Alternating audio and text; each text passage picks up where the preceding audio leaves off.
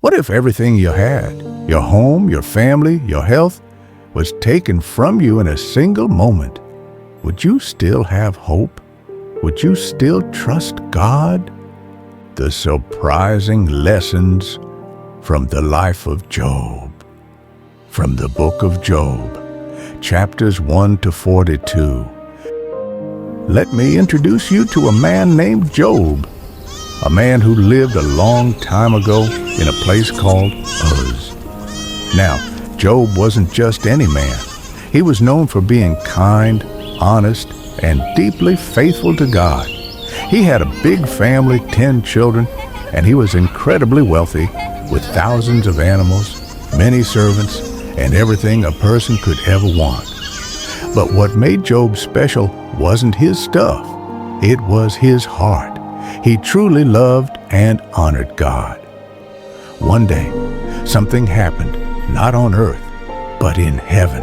A conversation took place between God and Satan.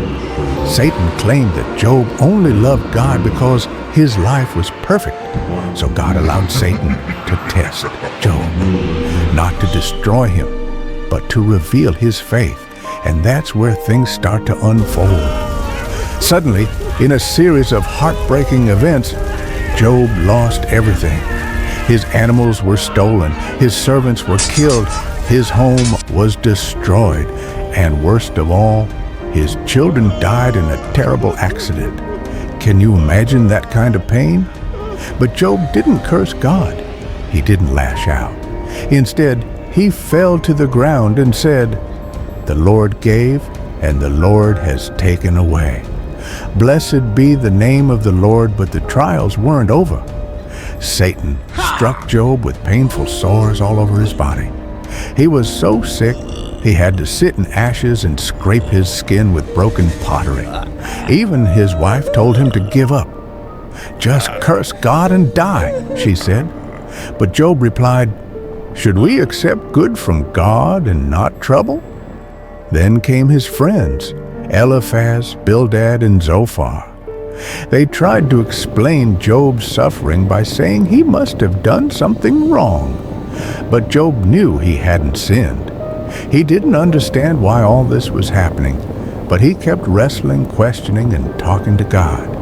He cried out with honest words, angry, hurt, and confused, but still seeking God's presence. And finally, after silence, God answered. Out of a whirlwind, God spoke, not with explanations, but with questions.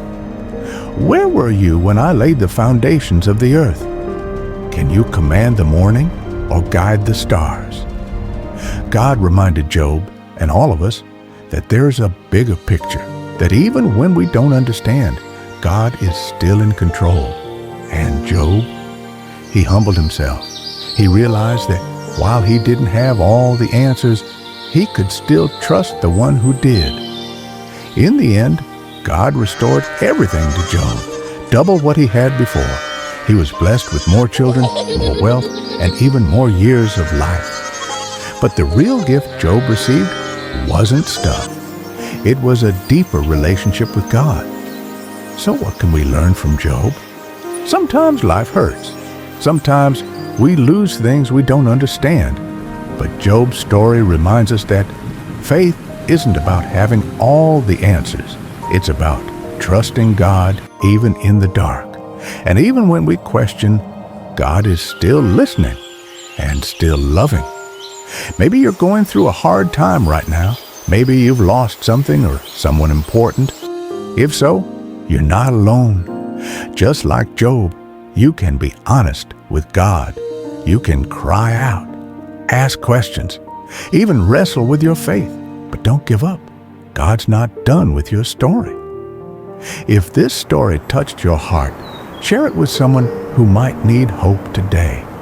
And remember to subscribe for more powerful Bible stories made simple and real. Though he slay me, yet will I hope in him. Job 13:15. Thanks for watching. Until next time, stay hopeful, stay faithful, and keep trusting the author of your story.